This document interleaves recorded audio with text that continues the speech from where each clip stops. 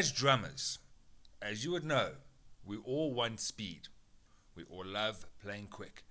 But what's more important is to gain speed, but with it, get control and get power. I feel that is way more important than the speed itself.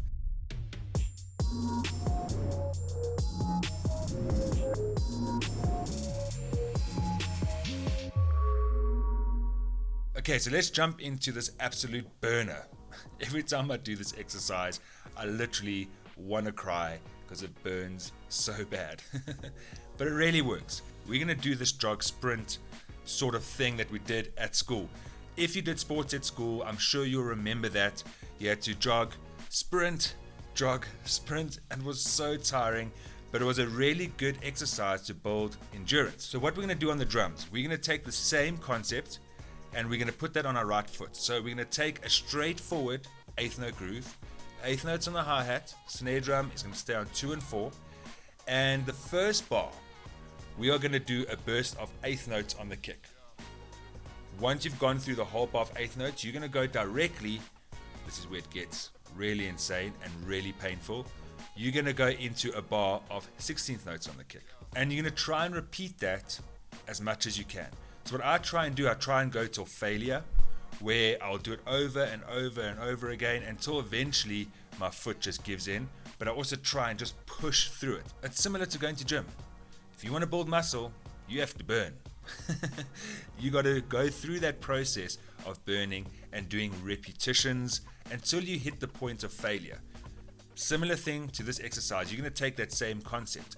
So you're going to do a bar of 8s, bar of 16s, bar of 8s, and you're going to push to see how far you can go.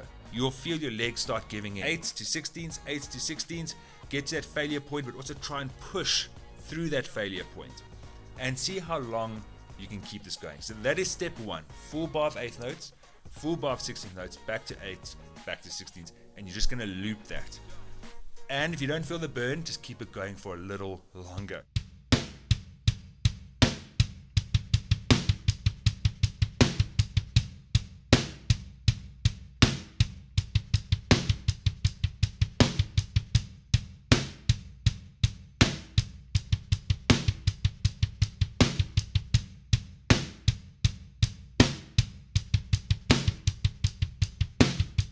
So if you didn't feel the burn with that first one, there's only 2 reasons for that. You're lying. 2, you didn't do it long enough. So that's where the burn really kicks in when you do it. So with my students, if they do it and they're not feeling the burn, I keep it going until I can see that shake on the leg happening and they can't handle it any longer. So if it doesn't burn, try to do it for a bit longer, or you can up your tempo a little bit. So obviously all of these you want to start off slow, but up your tempo slightly and just get to a point where it's like adding weights again. If something's too light, you have to add a bit more weight to it to really feel the exercise of it. So try those 2 things. If it didn't burn, but I'm sure it did, even if it is at a slow tempo. If it didn't, then you are a machine. Okay, so step 2.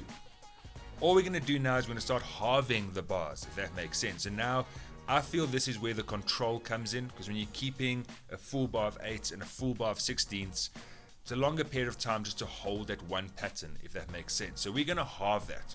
So now what's going to happen, the first 2 beats, beats 1 and 2, that's going to be 8th notes, and then beats 3 and 4, that's going to be 16th notes. So I feel that just builds a bit more control, because now you are swapping over a lot quicker.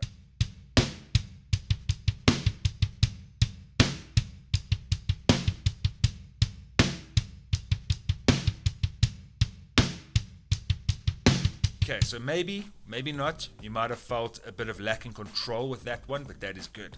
So not only are we building speed, but we are building the control and the power as well.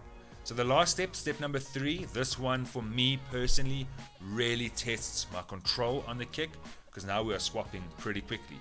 We're going to halve it again. So first beat, 8th notes, second beat, 16th notes, third beat, 8th notes, second beat, 16th notes.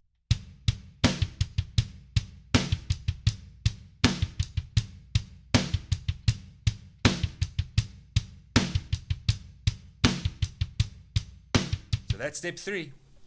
I hope you're feeling the burn with these. If not, do it longer, do longer repetitions, up your tempo slightly, And once you are comfortable at the current tempo, again, you're going to think of the gym concept. If a weight gets too light for you, you have to go one weight up. So be careful not to go from 60 BPM, getting comfortable there. You don't want to now go 100 BPM.